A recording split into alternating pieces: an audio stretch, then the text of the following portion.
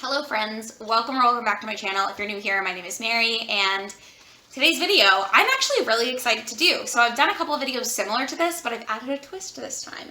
So I'm going to be reading 1-star reviews of my 2021 favorites. I don't have all of my favorites here. I have a couple. I have 6 books that I absolutely loved. They were my favorite books of the year. I will link my favorite books of the year video in case you have not watched it and you would like to, because I do talk about all of these books a little bit more in depth in there, and I'm not going to go over what they're about because I don't think that's the point of this video. But I've added the caveat of if I read a 1-star review and I actually agree with something that the person says, we're drinking.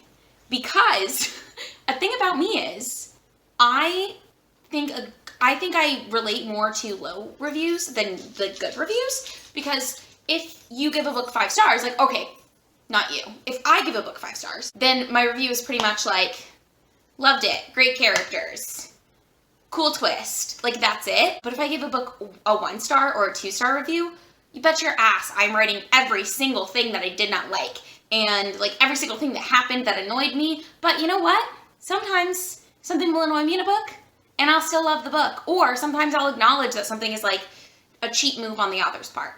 I'll acknowledge that something was too convenient, but I will still like the book. So now that this overly long intro is over, I'm going to start with Emma by Jane Austen.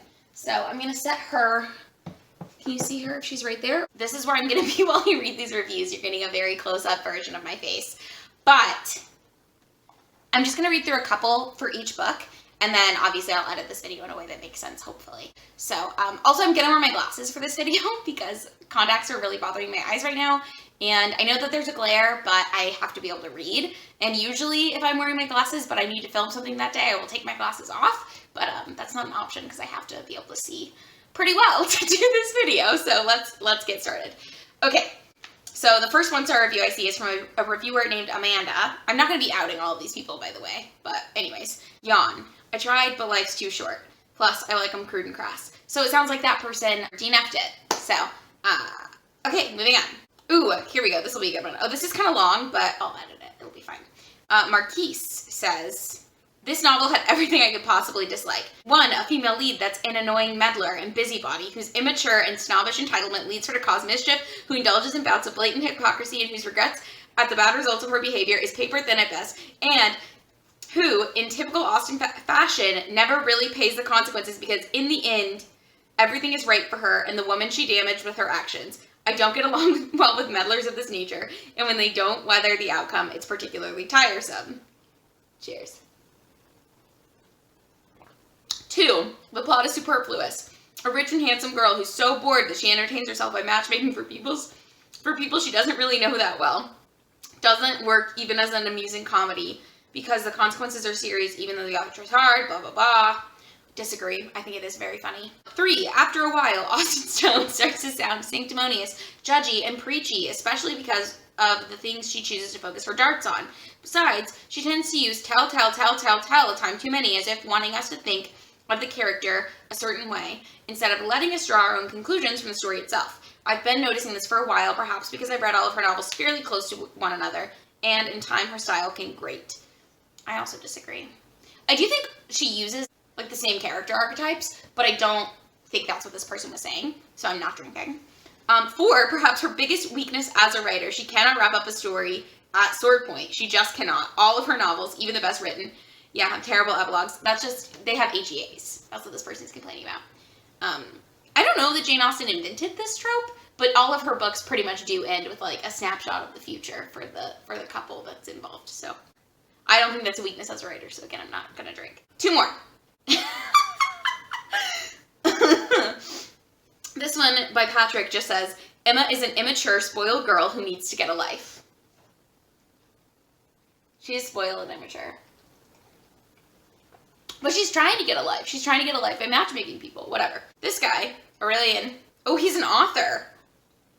He left a 1-star review. I guess Jane Austen's dead, so it's not like it really matters. Anyways, He says, one of the worst novels I've ever read. How come such a book, so long, so dull, so common, with characters so unbearable, can be the cause of so much interest? To follow for over 400 pages the domestic problems of a country gentry whose meanness is only rivaled by its shallowness is, in itself, a bore beyond measure. But to do so through such a writing style, so weak and pretentious, it got on my nerves. And it's slow, oh Lord, how slow, is just, well, torture. The plot is without any interest. Disagree. There's not a character worth saving. Disagree. And the writing is so dull. Gosh, so dull. It took me 3 months to finish this. And I still don't know why I bothered. I don't either, Aurelian. You really hated it.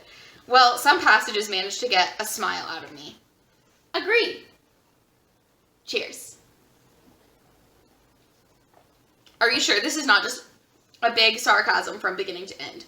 I mean, I definitely think it is, like, supposed to be not, like, satire, but, like, it is kind of, like, poking fun at Emma. That's what the book is doing. Okay, whatever. Olive says remain boring AF.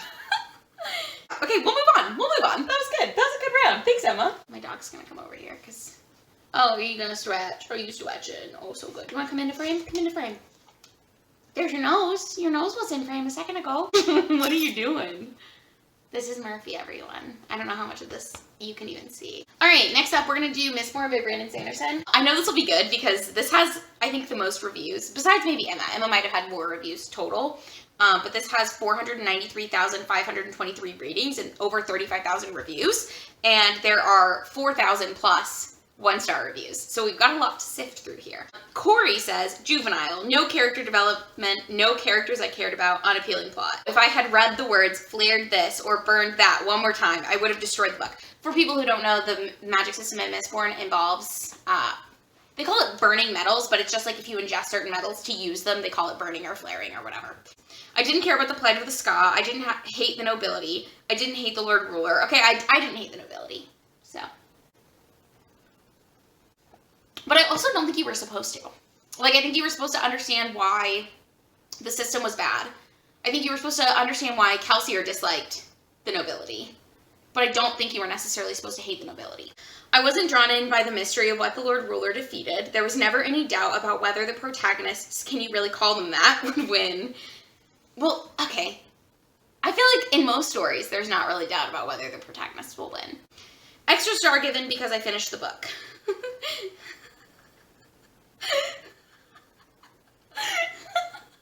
So we wanted to just give it 0 stars? I don't think you can do that. Okay. And I only did that because I was mad. Oh, I only did that because I was mad. I spent $9 on it and was hoping for something to justify the well-reviewed reputation. I guess it saved me from wasting my money on the sequels. That is true. Shout out to you. All right, Jeff says...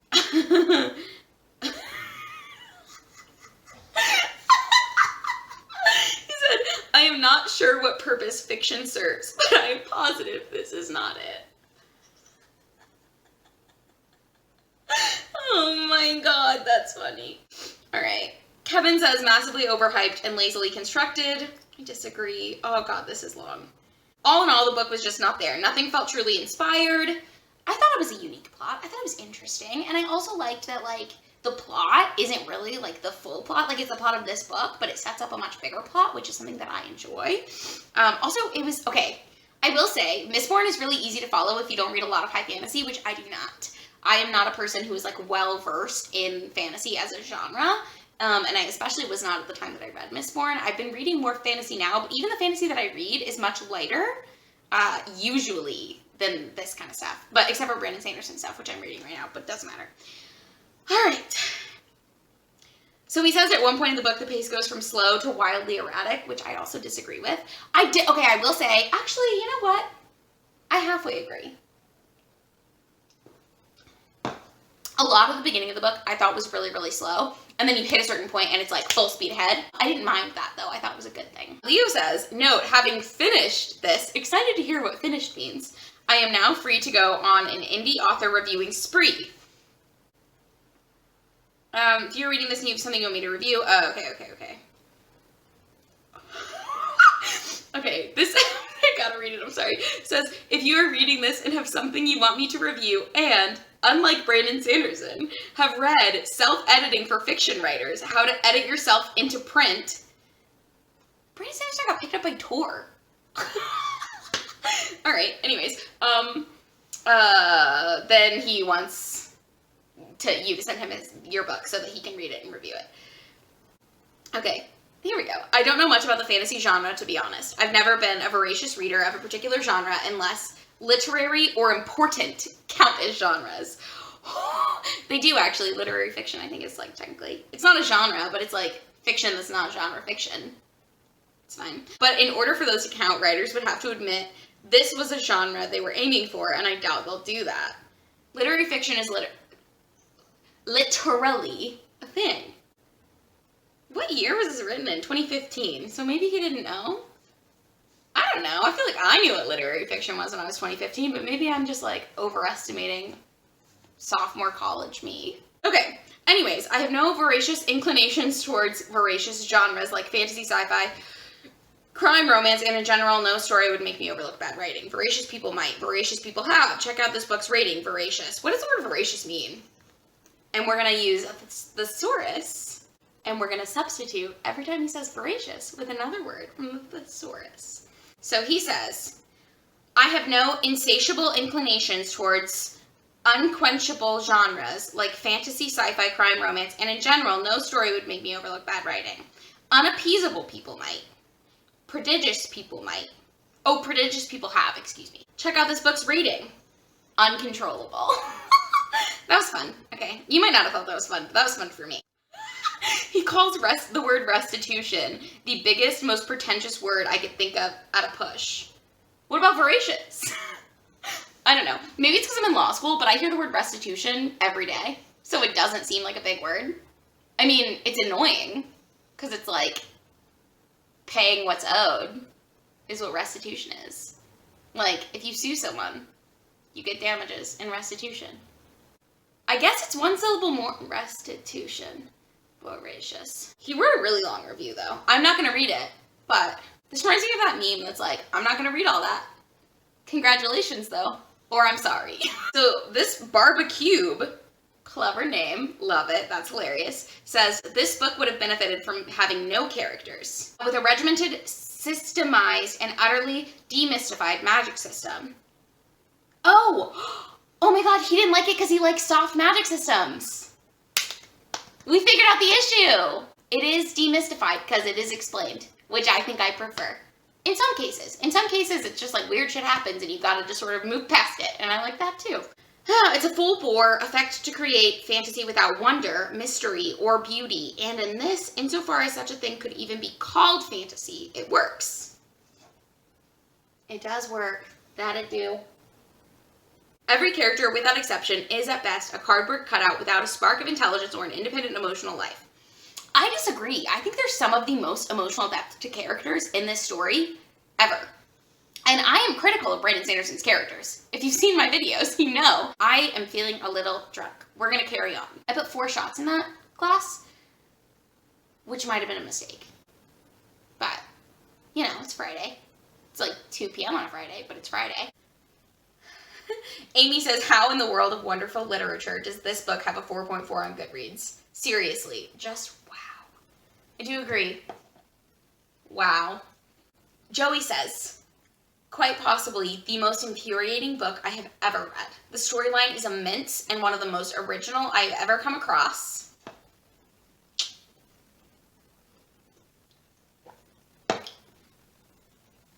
But the way it is written is pretty poor. In terms of the storyline, such a wonderful thing to behold. Creative, indulgent, quite amazing. Such originality. It is a shame that it fell into the mind of someone who can't quite tell a story in as captivating a way as one would hope for. Aw, I find it captivating. Oh my god! This guy ends this person, I guess, ends their review by saying, tempted to give it 3 stars, but really it was too much of a disappointment for 3. The book cover is enough to give it another star, but that hardly counts. Would you give another star for this cover? For this? You would give another star for that. I mean, I think it's a pretty color, but I don't really love that cover. Anyways, let's move to the next one. Ta-da! Alright, let's look at some 1-star reviews. This person said, I'm beginning to think that I have I'm beginning to think that I have a different idea of what's emotional because I am yet again baffled by the lack of intense emotions I was supposed to have while reading this. According to the reviews, I should be heartbroken right now, destroyed, spent. Instead, I was bored. I'm sorry, but I was. Bored out of my mind. I didn't think it was boring. I thought it was good. This says, I appreciate the premise of the book because it deals with grief, anger, guilt, as well as healing and acceptance. True. To be able to move on and begin anew. All of which sounded enticing, yet something was amiss. It did not tug at my heartstrings as I hoped. I also hated the execution and one of the main leads. Which lead is she going to tell us? And then she says, nothing happened in this book. Nothing. I disagree. They wrote letters to each other. They found understanding within each other, even though they did not like each other in real life. And then they started to like each other in real life because they realized that they didn't like each other in real life before because they didn't understand the other person's situation. I liked it. So she says, I loved and felt for Declan so much, but it took about the first 30 pages for Juliet and myself to get to the wrong side of each other. Interesting. So she also assumes that this character did not like her either. All right. It was never the same after that. Her hostile and petty attitude deterred me from fully enjoying the novel and forming any kind of emotional connection with her. That's fair. I mean, you're allowed to not connect with the character. That's fine. To say I hated her would be an understatement. So much so that I would skip all of her POVs. Oh, okay, she didn't. I thought she said she skipped all of Juliet's points of view and only read from Declan's, and I was like, so you literally read less than half the story. Juliet makes so many horrible assumptions about people she knows nothing about and says things that simply make you cringe and want to scream. Just shut the fuck up. All it takes her is a single second to form a despicable opinion, by which point she proceeds to judge them based off of secondhand rumors, their look, attire, choices, etc. I think you're allowed to judge people based off of their choices. I'm not gonna lie to you. Like, if someone is making choices, they're making choices. And I think maybe you won't understand the reason behind those choices and maybe your judgment isn't fully valid, but I totally understand being like, that choice was bad and I don't want to be a part of it. All right, we can keep going. This person says, DNF, way too much drama. Did not like either character, can't stand the writing. Fair. Michaela says, pathetic cliche. Very, very bad. I skipped huge parts where nothing happened. How do you know nothing happened if you skipped it? Okay. Ananya says, it sucked. So, this person says, my boys Declan and Melonhead should not have been burdened with the responsibility of carrying this book. Which I think is fair. Okay. This book, I expect to have 1-star reviews. This is The Dream Daughter by Diane Chamberlain. And it is a historical fiction set in the 70s, but it's actually mostly set in the early 2000s because the girl in the 70s time travels to save her unborn child. It sounds like a ridiculous concept, but I laughed, I cried, it moved me, I loved it. Ariana says, I wouldn't tell any of my friends not to read this book. It was just too far-fetched for me. And I couldn't keep reading the whole book to enjoy it for that reason. I found myself rolling my eyes a lot. I read most of it and jumped to the end. It ended the way I thought it would. On to the next. Which, fair. But, it was too far-fetched for me. This reminds me of a, core memory of mine is listening to Dane Cook's stand-up. I don't recommend Dane Cook, by the way, as a person, as a comedian, very problematic, but when I was, 12, 13, he was the shit, okay? When I tell you I had all of the shit illegally downloaded from LimeWire to my iPod mini, I'm telling you. But he has this bit about being at the theater, seeing the Superman movie, whenever that came out, and he was sitting next to someone who watched the whole movie, and then it gets to a point where they're on another planet, and Superman gets shot with a bullet, and it hits his eye and, dents in and falls, and he says that the guy next to him was like, yeah, right. That's what that review felt like for me. You knew that this was a book about time travel, because time travel is the second genre. It is historical fiction, time travel. And you had the audacity. You had the audacity to say it was just too far-fetched for me. And I couldn't keep reading the whole book to enjoy it for that reason. This person says, I just do not get the hype over this book. Fair. I don't want to say too much in order to avoid spoilers. Fair. But I had to do a lot of skimming. I listened to this as an audiobook, so. And felt no connection to the characters or the story. I felt extremely connected to the characters in the story. So this person says, the Dream Daughter, comma, Diane Chamberlain, comma, author, semicolon. Susan Bennett, comma, narrator. So they also listened to the audiobook. I liked the audiobook. I thought it was fine. Here's where the actual review starts. She first does a full synopsis of the book, in case you have forgotten. In case you have forgotten, since you last read it. And then she says, 6 paragraphs later, in this novel, things fall into place magically, like in a fairy tale. I had to force myself to finish the book. Again, the book is about time travel. So I understand that there can be convenient things that happen in fantasy books, even if you accept the fantasy world that we're in. But, like, I want to know what specifically they thought fell into place. Because as I recall, I mean, sure, it's convenient, but also the main character is, like, determined. So even if it didn't happen the way it did, it would have just been a much longer book with a long car ride in the middle, and I don't really want to watch that or read that. She learns about cell phones, internet, and email from Myra. I don't remember who Myra is. Everyone she meets is only too happy to help her.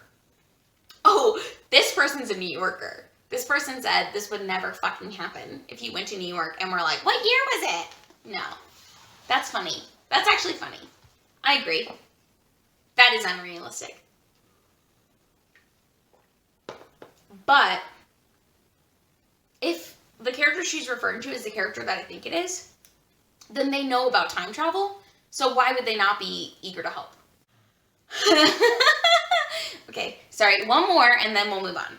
Karina says, I first picked the book, read a few chapters, and then far-fetched science fiction development ruins it all. Couldn't get past that poorly accomplished section. Ended up listening to the audiobook to be able to discuss at book club.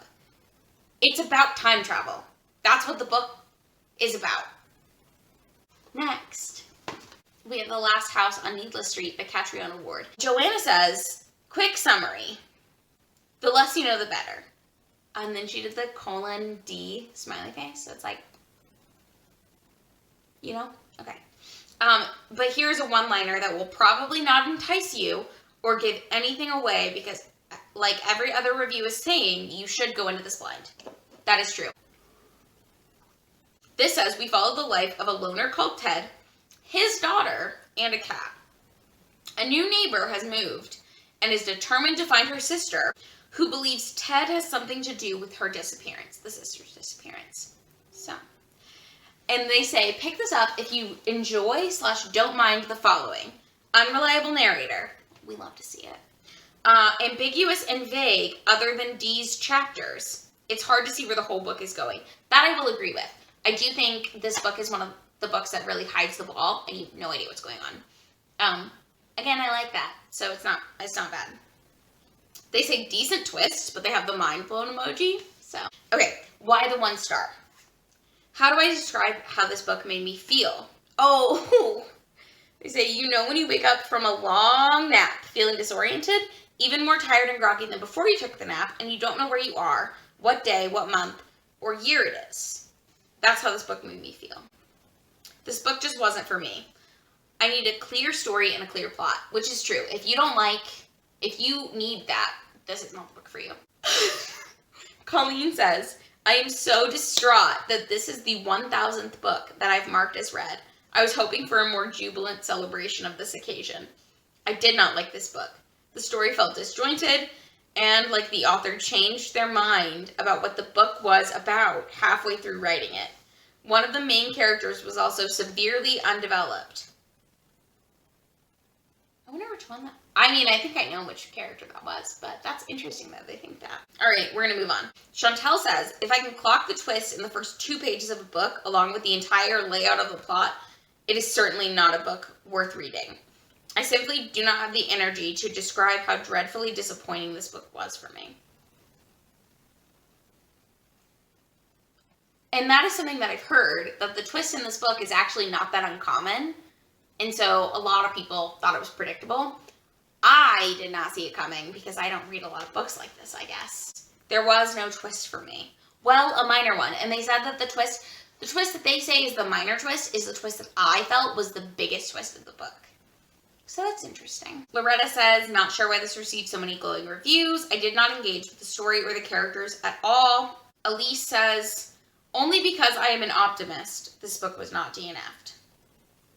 But I should have known better. What a waste of time. This book was a literary train wreck. Okay, we're gonna move on. We're gonna move on to the last book of this video, and also my favorite book of 2021, which was The Midnight Library by Matt Haig. I'm nervous to see what people say, but also, oh my god. So less than 1% of the people voted 1 star, but there are 8,503 people who said that. Let's begin. Addie Turbo says, what a shame. This could have been such a great novel if the author had the capacity to write about the issues of regrets and suicidal thoughts with maturity, complexity, and depth. Instead, we get this YA-like novel in which the main character behaves and thinks like a 15-year-old, and every other character around her is just a cardboard poster rather than a human being. It's not what I expected from Matt Haig, whose previous books I recommended to people who wanted to understand depression. It's like it isn't the same author at all. I can't believe how silly and superficial its treatment of its topics is. Even with the fantastic elements of the premise, this could have been so much better. Okay. I just feel differently about it, I guess. Black Oxford says, are you serious, Matt? Could it be true that clinical depression arises from bad choices and disappointments, or is it more likely the other way around? The philosopher Schopenhauer thought depression was a heroic human condition and promoted it by writing about it. He should have had a Tumblr in 2012. Freud thought it was an illness and tried to cure it by talking about it. I think they've actually shown that, like, talking about mental illness for, like, depression and anxiety can help. Like, I've never taken medicine. I've only ever done, like, what is that even called? Talking therapy? I don't know. This person says, Haig thinks depression has something to do with regrets. That is a fair, I think, argument, is that the, like, main message behind the story, or, like, the main plot, I guess, of this story is that it's a person who didn't like her current life, so she tries on all these other lives. I think I get where this comment is coming from, like how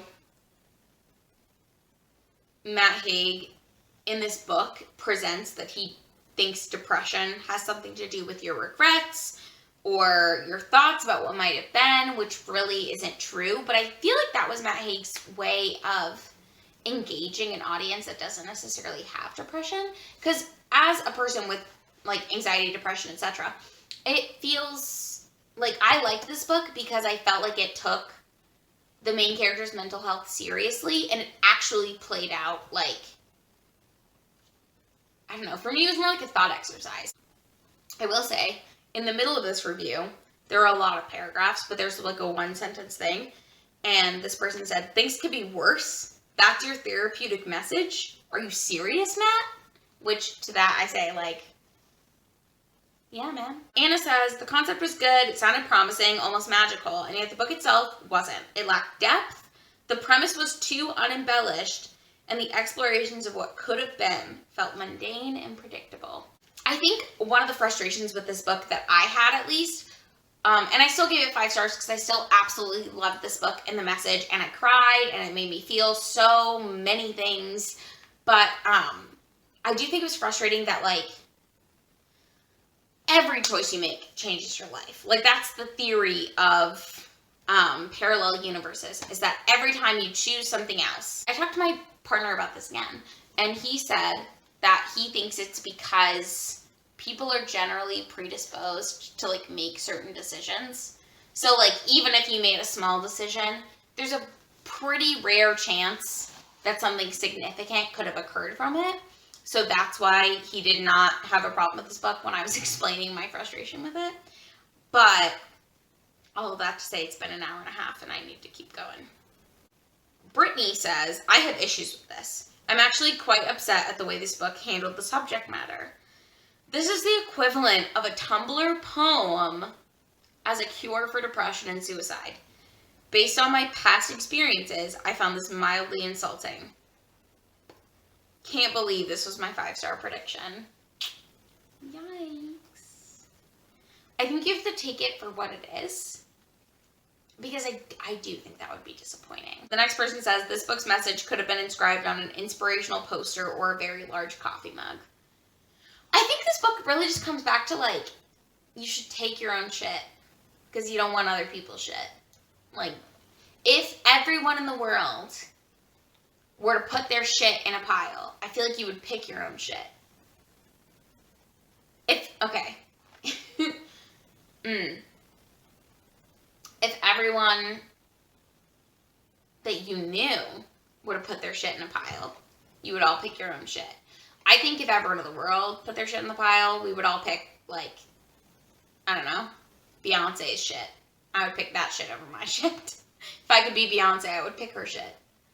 But what I'm saying is, like, the people that you know, like, the stuff they're going through, you would rather go through your own stuff. It's like you want the evil you know. We're going to end on this. And this is Martin. Shout out to him.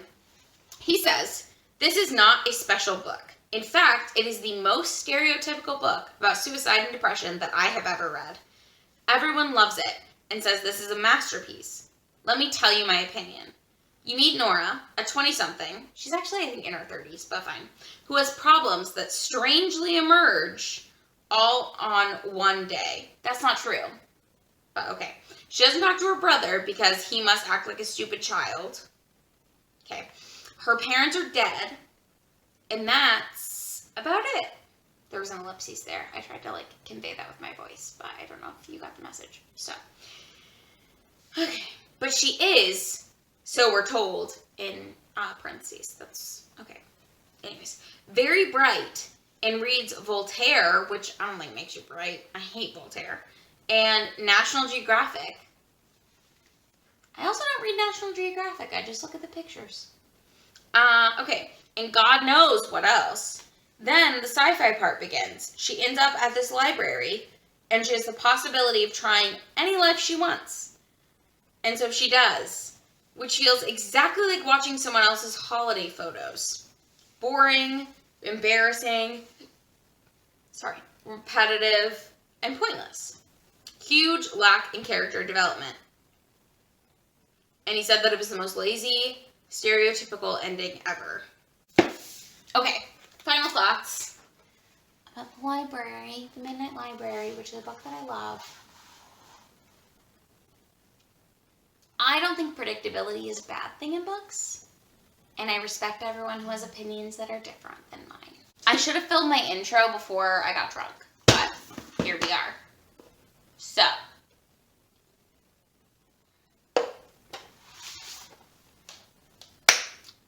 thank you so much for watching this video. If you made it to the end, don't forget to comment down below any feelings you have about any of these books, because I would truly love to hear them.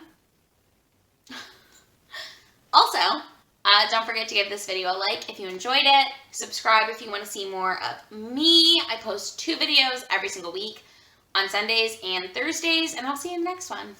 Bye! Oh no. I feel like I kicked this away at some point during the video, but I can't really remember. Did you guys see my eyeshadow today? It's pretty. Okay, bye.